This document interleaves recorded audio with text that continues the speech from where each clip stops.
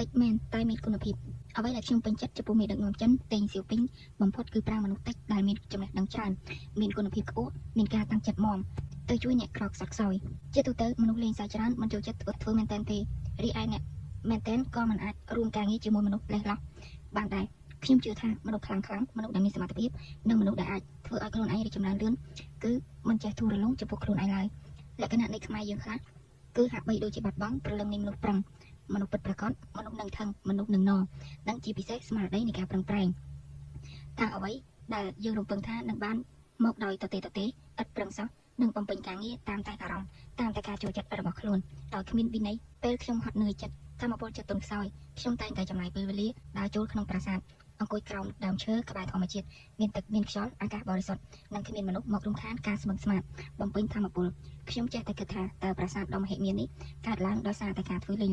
ឬការតែងបដូរផ្ដាច់សម្រាប់សមិទ្ធផលឲ្យខានតែបានអ្វីកើតឡើងសុទ្ធតែចេញពីការលះបង់ខ្ញុំដាក់សំណួរទៀតថាមេដឹកនាំសម័យកសាងប្រាសាទអង្គរតើមិនដឹងថាត្រូវមនុស្សលេះឡោះប៉ុន្មានអ្នកស្អប់ទេអ្នកចេះអ្នកប្រឹងអ្នកមែនតែនមានរឿងជាច្រើនដែលត្រូវធ្វើ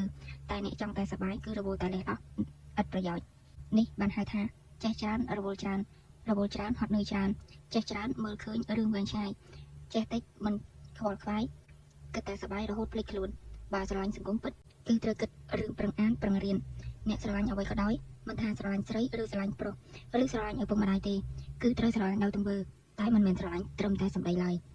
អ្នកដែលរវល់លេងសប្បាយនឹងលេងក៏បណ្ដោយទៅត្បិតពេលណាទុកមិនទាន់មកដល់មនុស្សខ្លះតែងយល់ថាគ្មានលំបាកទេប៉ុន្តែបុគ្គលដែលចេះគិតគឺជាអ្នកដែលចេះត្រៀមខ្លួនទុកមុនមិនភ្លេចខ្លួនភ្លើតឡើយខ្ញុំមើលឃើញថាគ្មានវិធីណាដែលអាចធ្វើឲ្យយើងរីកចម្រើនបានក្រៅតែពីការអានការប្រឹងប្រែងរៀន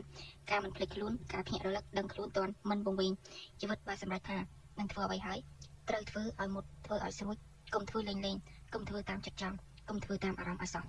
មនុស្សណាដែលប្រឹងអានច្រើនបំផុតតែបែរជាប្រើប្រាស់ខួរក្បាលតិចតួចបំផុតនឹងធ្លាក់ចូលទៅក្នុងទម្លាប់ខ្ជិលគិត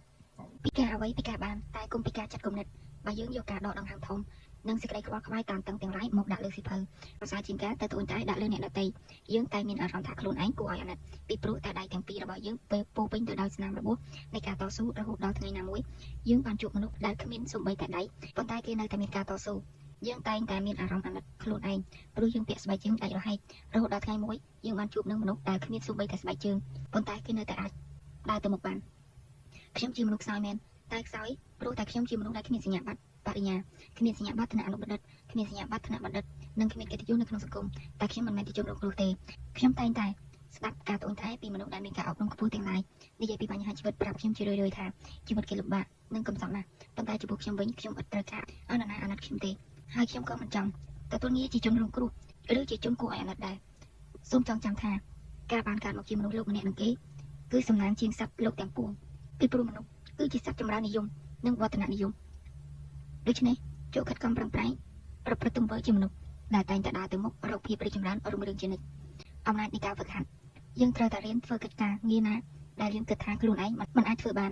ហើយដោយសារតែយើងមិនចេះទើបយើងត្រូវចេះគិតវិជ្ជមាននិងហ៊ានរៀនភាសាយើងមិនអាចខ្លាយទៅជាចុងភៅដ៏ពូកែបាន